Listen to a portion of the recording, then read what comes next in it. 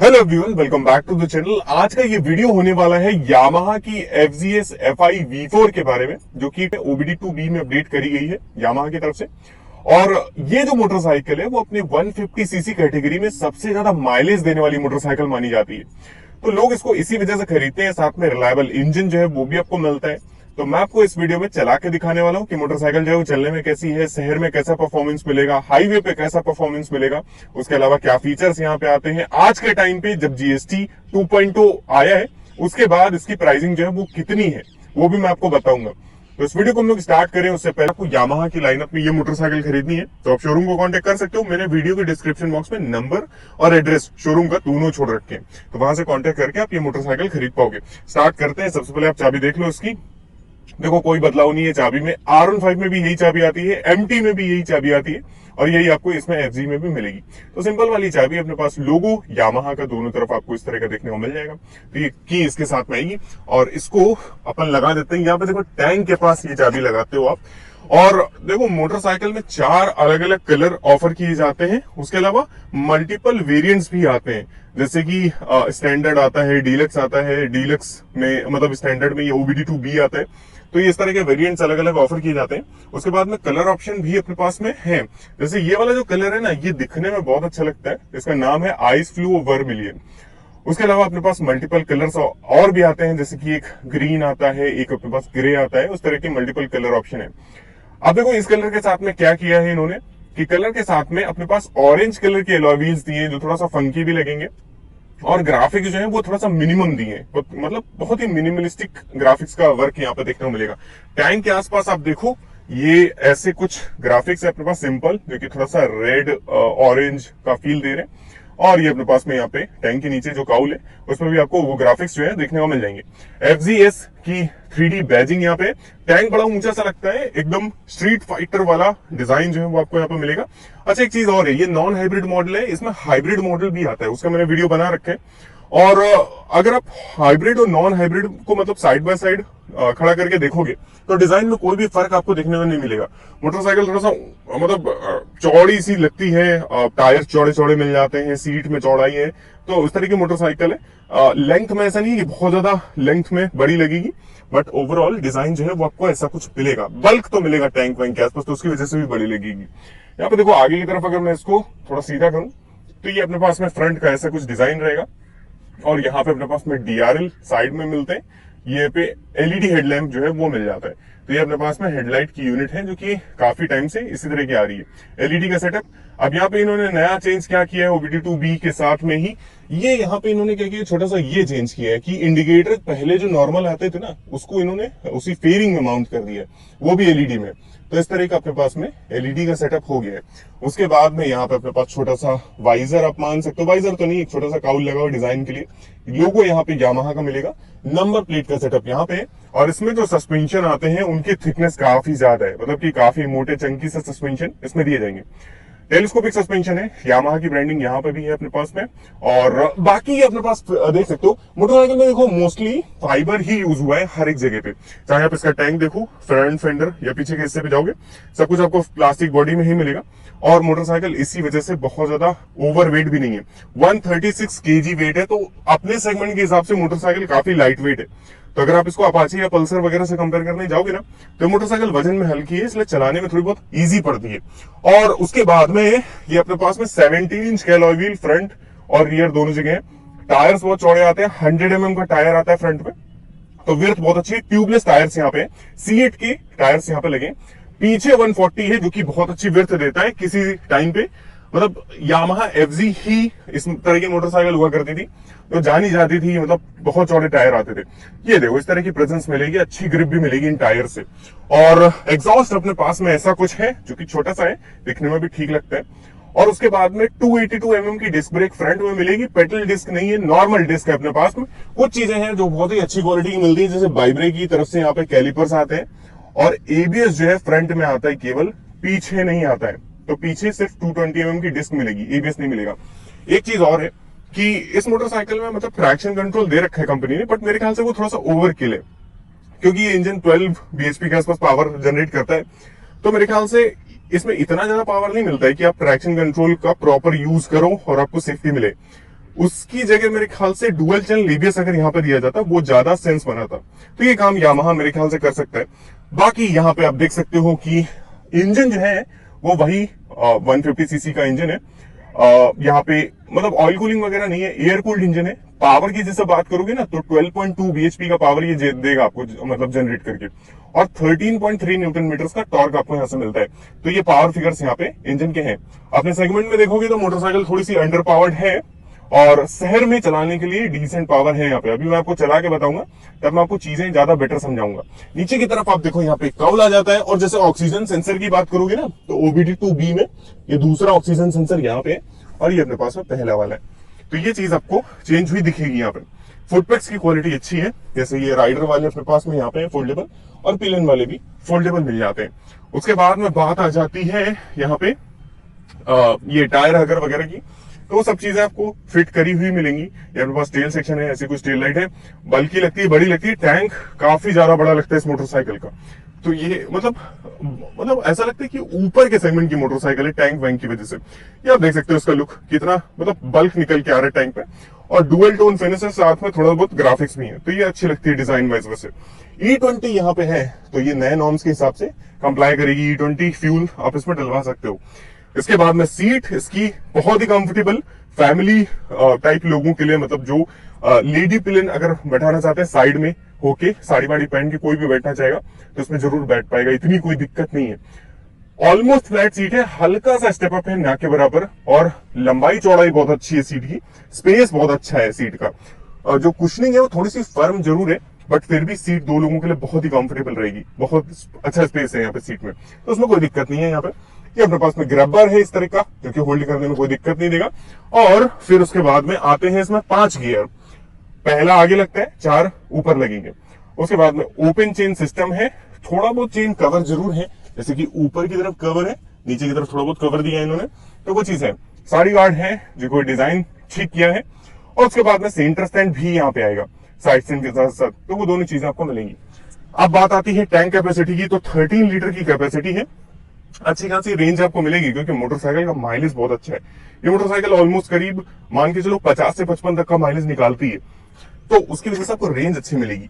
Metre के features में आओगे ना, थोड़ी बहुत कटौती आपको देखने को मिलेगी, जैसे ब्लूटूथ वगैरह में नेविगेशन नहीं आता है, मैसेज कॉल नोटिफिकेशन आपको मिलेगा, तो बेसिक चीजें आपको जरूर मिल जाएंगी इसमें। और उसके अलावा जैसे आप हाइब्रिड मॉडल के साथ जाते हो ना, तो वहां पे फिर आपको TFT स्क्रीन मिलती है, उसमें ज्यादा फीचर्स मिल जाते हैं आपको। तो जैसे आपको फीचर्स वगैरह चाहिए तो उसके लिए आप जा सकते हो। नहीं तो बेसिक चीजों में अपने पास क्या है, यहाँ पे देखो क्या कहते हैं, ये अपने पास क्लॉक है, RPM मीटर यहाँ पे है, ये अपने पास फ्यूल इंडिकेशन यहाँ पे अपने पास में जो इसमें स्पीड है वो देखने को मिलती है, और उसके बाद में ट्रिप F की इंफॉर्मेशन यहाँ पे मिलेगी। 2 स्विचेस यहाँ पे दिए हैं जिनसे आप टॉगल कर सकते हो इसको, तो एवरेज वगैरह जैसे आपको देखना है, और उसके अलावा ट्रैक्शन कंट्रोल को ऑन ऑफ करना है, ऑटो की रीडिंग वगैरह, ट्रिप 1 ट्रिप 2 का डेटा, ये सब चीजें आप यहाँ पे देख पाओगे। तो इतनी चीजें देखो यहाँ पे आपको देखने को मिलती हैं। और उसके अलावा फोन चार्जिंग का पोर्ट यहाँ पे नहीं है, तो वही चीज है जो आप जरूर मिस करोगे। उसके बाद में क्लच बहुत ही लाइट है, काफी कंफर्टेबल है, आराम से यूज करने में कोई समस्या नहीं होगी। हाई बीम लो बीम पास इन्होंने एक साथ कर रखा है, और अच्छी क्वालिटी के स्विच गियर्स यहाँ पे दे रखे हैं, क्योंकि क्वालिटी काफी अच्छी है। ये अपने पास में हॉर्न है जो कि बज नहीं रहा क्योंकि ऑन नहीं है अभी। ये आप यहाँ पे इंडिकेटर, यहाँ पे किल स्विच दे रखी है, और ये अपने पास में स्टार्ट की बटन है। मिरर्स देखो छोटे हैं थोड़े से, पीछे का दिखाएंगे बट थोड़ा कम दिखाएंगे। ये अपने पास में देखो, मैं यहाँ पे इसको स्टार्ट करता हूँ, अब साउंड सुनो इसका। इंजन काफी स्मूथ है,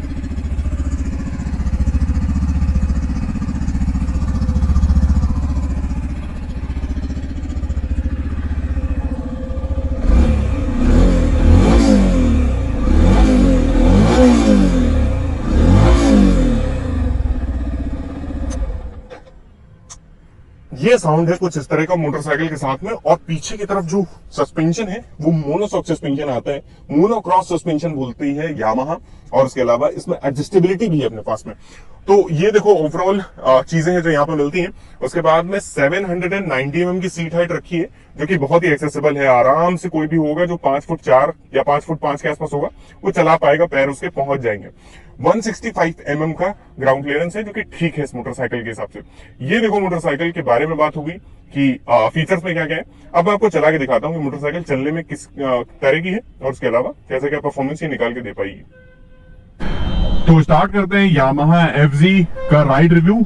और यार देखो, सीट हाइट और स्टांस के बारे में पहले बता देता हूं। देखो इसकी सीट हाइट 790 mm है। अगर कोई 5 फुट 7 इंच का है ना तो फ्लैट फुट कर सकता है इस मोटरसाइकिल में। और बाकी चलाने वाले देखो 5 4 5 5 वाले चला सकते हैं, सब चला लेंगे आराम से, तो पैर पहुंचाने में दिक्कत नहीं है। इसके हैंडल बार जो है वो एकदम फ्लैट है, हल्का सा आगे लीन कराते हैं, बिल्कुल ना के बराबर। आप मतलब लगभग आप स्ट्रेट ही बैठते हो, हल्का सा आगे लीन होते हो जरा सा। और फुटपेग जो है वो लगभग वहीं पे है जहां पे घुटने हैं, थोड़ा सा पीछे है। तो कंफर्टेबल है मोटरसाइकिल काफी ज्यादा। अगर आपको इस पोजीशन पे बैठ के लंबा चलाना पड़े तो चलाया जा सकता है, उसमें कोई समस्या आपको देखने को नहीं मिलेगी। किसी भी तरह का कोई बैक पेन, रिस्ट पेन, इस तरह की कोई चीज नहीं देखने को मिलेगी। तो कंफर्टेबल है मोटरसाइकिल बैठने के मामले में। बैठते साथ ही यार ये बड़ा सा जो टैंक है, ये जो बल्क है इतना बड़ा, ये बहुत अच्छा फील देता है। ऐसा लगता है मोटरसाइकिल काफी ज्यादा बड़ी है और इसमें ऊंचाई काफी ज्यादा है, तो उसकी वजह से भी ऐसा लगता है मोटरसाइकिल के अंदर बैठे हुए वो आप एकदम। और मोटरसाइकिल यार बैठने के साथ ऐसा अग्रेसिव फील नहीं देती है कि आप भगाने के लिए एकदम आपको उकसाएगी, वो वाला फील नहीं है, वो स्टांस नहीं है। कंफर्टेबल एकदम है, आप मोटरसाइकिल के अंदर बैठोगे वो वाला फील आपको आएगा। बिल्कुल आराम से चलाने वाली मोटरसाइकिल है। और यहाँ तक कि इसका इंजन जो है वो भी काफी मतलब आराम से चलने के लिए बनाया गया है। अगर आप इसके इनिशियल पिकअप की बात करते हो तो यहाँ पे देखो, थोड़ा सा भगा के दिखाता हूं मैं आपको।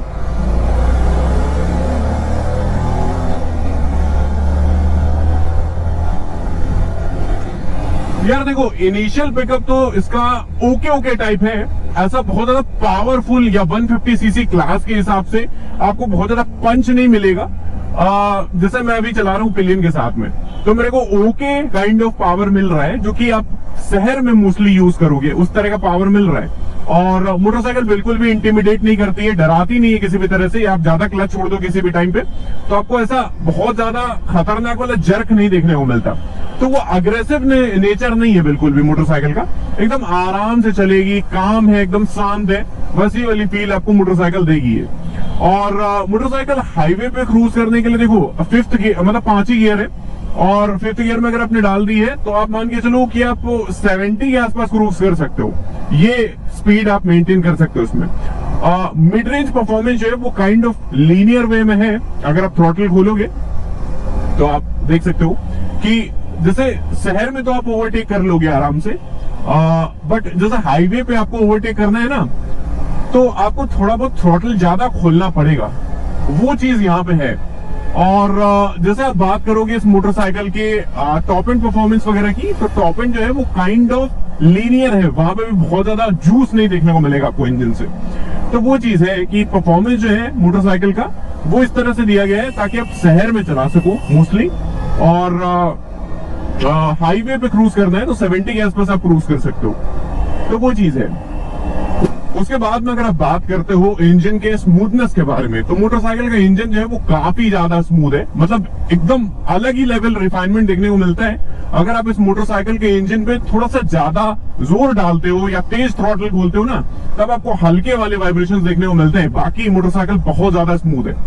और उसके अलावा अगर आप बात करोगे मोटरसाइकिल के सस्पेंशन वगैरह की, तो मोटरसाइकिल के सस्पेंशन देखो काइंड ऑफ कंफर्टेबल रखे गए हैं, फ्रंट और रियर दोनों। रियर में आपको थोड़ा सा फील होता है हल्का फुल्का, अगर आप बड़े गड्ढे में अचानक से जाते हो तो आपको हल्का फुल्का फील कराता है।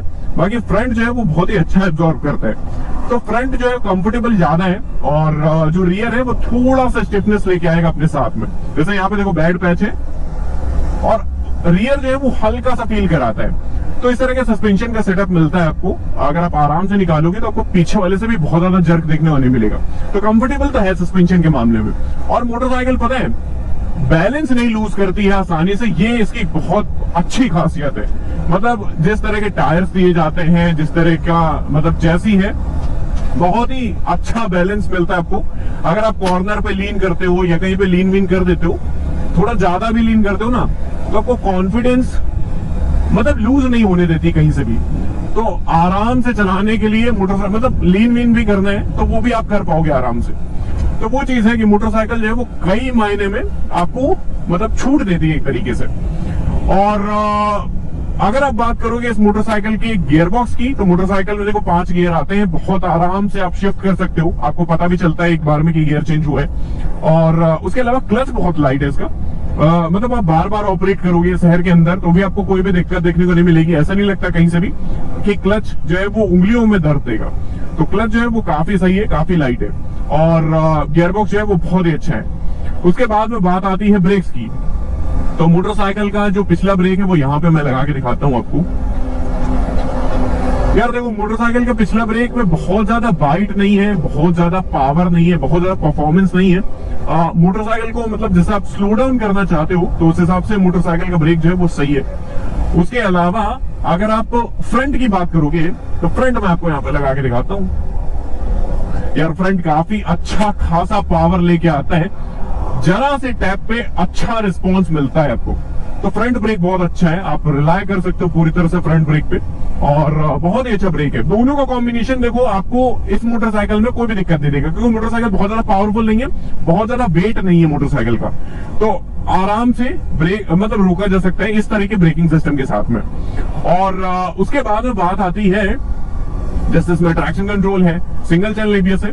तो यार मेरे ख्याल से ट्रैक्शन कंट्रोल की उतनी जरूरत है नहीं इस मोटरसाइकिल में, क्योंकि मोटरसाइकिल कभी भी ऐसे आउट ऑफ बैलेंस नहीं जाती है। ऐसा नहीं लगता है कि मोटरसाइकिल जो है वो इंजन में इतना पावर लेके आ रही है कि आप ट्रैक्शन कंट्रोल मतलब प्ले में आएगा, तो उतना ज्यादा उसका यूज है नहीं इस गाड़ी में।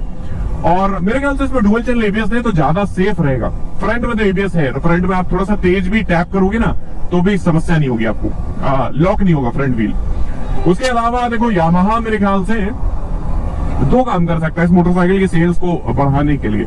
या तो इंजन में ज्यादा पावर दे, क्योंकि मतलब इस सेगमेंट के हिसाब से थोड़ा पावर कम फील होता है हाईवे वगैरह पे जाने के लिए। और दूसरी चीज है, या तो पावर नहीं बढ़ा सकते हैं तो उसका प्राइस थोड़ा सा कम करें, क्योंकि सेगमेंट में जो मोटरसाइकिल्स आती है ना, अपाचे, पल्सर वगैरह, वो ऑलमोस्ट इसी तरह के प्राइस पॉइंट में आती है, और थोड़ा सा कम में भी आ जाती है कुछ वेरिएंट। तो अगर ये 2 में से कोई एक काम भी कर देंगे तो मेरे ख्याल से इसकी सेल्स ज्यादा हो सकती है। बाकी इंजन अच्छा है, मोटरसाइकिल अच्छी है, मोटरसाइकिल अच्छी है। अगर किसी को बिगिनर फ्रेंडली मोटरसाइकिल खरीदनी है, आप नया कॉलेज स्कूल ज्वाइन कर रहे हो, आपका नया लाइसेंस बना है, ज्यादा चलाना नहीं आता है, तो उस हिसाब से मोटरसाइकिल डराती नहीं है, ठीक है, पावर सही है, शहर में यूज करो और थोड़ा बहुत हाईवे पे जाओ। और अगर आप मान लो कि थोड़ा ज्यादा परफॉर्मेंस ओरिएंटेड देखना चाहते हो तो यार फिर मोटरसाइकिल इस सेगमेंट में और भी ऑप्शन है, जैसे कि इसी सेगमेंट में आप अपाचे, पल्सर वगैरह देख सकते हो, या थोड़ा ज्यादा पैसा लगाना है तो एमटी वगैरह देख सकते हो। तो मतलब कई सारे ऑप्शन है मार्केट में। माइलेज की बात करोगे तो मोटरसाइकिल बहुत अच्छा माइलेज लेके आएगी, मतलब नेक्स्ट लेवल 50-55 तक का माइलेज आपको मिलेगा इस मोटरसाइकिल से, जबकि ये नॉन हाइब्रिड वाला है। हाइब्रिड में आपको और माइलेज मिल जाएगा। बट मेरे को अगर आप पूछोगे कि हाइब्रिड और नॉन हाइब्रिड में से, तो मैं कहूंगा नॉन हाइब्रिड आप लो, क्योंकि माइलेज देखो 50-55 कम नहीं होता है।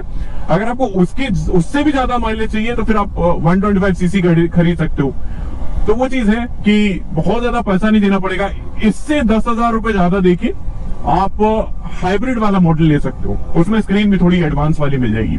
और कीमत की बात करते हो तो 1,47,000, 1,47,000, 1,47,000 ऑन रोड कीमत है इस मोटरसाइकिल की, जीएसटी 2.2 के अपडेट के बाद में। तो ये कीमत आपको देखने को मिलती है। मोटरसाइकिल जो है देखो चलने में बहुत अच्छी है, शहर में चलाने के लिए बहुत सही है, हैंडलिंग वगैरह सही है। मोटरसाइकिल ट्रैक्टेबल भी है, मतलब आप 4th गियर पे 30 चला सकते हो, इस लेवल की ट्रैक्टेबिलिटी आपको यहाँ पे मिलेगी। और कंट्रोल बहुत अच्छा यहाँ पे मोटरसाइकिल देती है, कमाल का। तो शहर में यूज करने के हिसाब से मोटरसाइकिल बहुत सही है। तो अगर आपको खरीदनी है कि अगर आपको स्मूथनेस चाहिए, इंजन की परफॉर्मेंस जो है वो डिसेंट ओके हो तो भी चल जाएगा, बट माइलेज बहुत अच्छा होना चाहिए, मोटरसाइकिल दिखने में बड़ी लगे, तो जरूर आप इसकी तरफ जा सकते हो। और बाकी तो मैंने इसके बारे में सब बता ही दिया है। और इसके बारे में और कुछ आपको पूछना है, जानना है, तो कमेंट सेक्शन आपके लिए खुला है, वहां पे आप अपनी राय दे सकते हो, अपना सवाल भी पूछ सकते हो। आज का ये वीडियो यहीं पे तक रहेगा। I hope you like the video and thanks for watching.